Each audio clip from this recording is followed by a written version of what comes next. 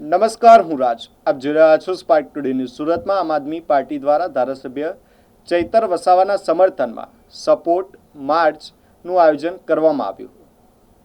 Baroda Prestige વિસ્તારથી શરૂ થયેલી આ પદયાત્રા મિની બજાર સ્થિત સરદાર પટેલની પ્રતિમા સુધી પહોંચી હતી. આ માર્ચમાં આમ આદમી પાર્ટીના મોટી સંખ્યામાં કાર્યકર્તાઓ જોડાયા હતા અને ચૈતર વસાવાના સમર્થનમાં નારા લગાવ્યા હતા. કાર્યકર્તાઓએ બેનરો સાથે ચૈતર વસાવા આગળ વધો, અમે તમારી સાથે છીએ જેવા સૂત્રોચ્ચાર સાથે પ્રદર્શન કર્યું હતું.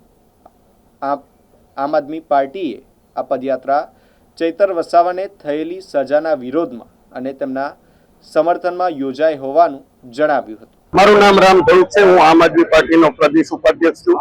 આજે સમગ્ર ગુજરાતની અંદર તમામ જિલ્લા મથકોએ આમ આદમી પાર્ટીના ડીડીયાપાડાના ધારાસભ્ય ચૈતર વસાવાના સમર્થનમાં તેમજ ભાજપની તાનાશાહી સામે સપોર્ટ માર્ચનું આયોજન કરેલું હતું. ગયા મંગળવારે સમગ્ર ગુજરાતની જનતા સામે જે બે ફેસલા આવ્યા કે એક ફેસલાની અંદર આદિવાસી સમાજ માટે સતત અવાજ ઉઠાવતા, આદિવાસી સમાજ માટે લડતા, આદિવાસીની જમીન માટે લડતા, આદિવાસી વિદ્યાર્થીઓ માટે લડતા એક ચૈતર વસાવાને 7 વર્ષની જેલની સજા કરવામાં આવી. બીજી તરફ ભાજપના ધારાસભ્ય હાર્દિક પટેલના રાજદ્રોહ સહિતના તમામ કેસોને પરત ખેંચવામાં આવ્યા.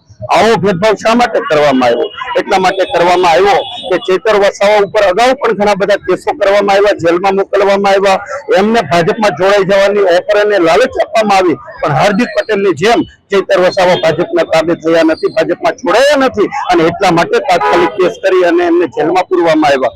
પણ ચૈતર વસાવાએ ગઈ જિલ્લા પંચાયત તાલુકા પંચાયતમાં સમગ્ર આદિવાસી પટ્ટાની અંદર 400 કરતા વધારે જિલ્લા પંચાયત તાલુકા પંચાયતની સીટો જીતીને લાવ્યા છે. ભાજપથી એ સહન ન થયું, એમના પેટમાં તેલ રેડાયું અને આ કેસને તાત્કાલિક રીતે ષડયંત્રના ભાગરૂપે સજા અપાવી એમને જેલમાં મોકલવામાં આવ્યા. પણ આજે સમગ્ર આમ આદમી પાર્ટીનો પરિવાર ચૈતરભાઈ વસાવાના પરિવારની સામે છે. ચૈતર વસાવા ક્યારેય નથી ઝૂક્યા, નથી ડર્યા, પૂરી તાકાતથી લડ્યા છે અને પૂરી તાકાતથી લડવાના છે.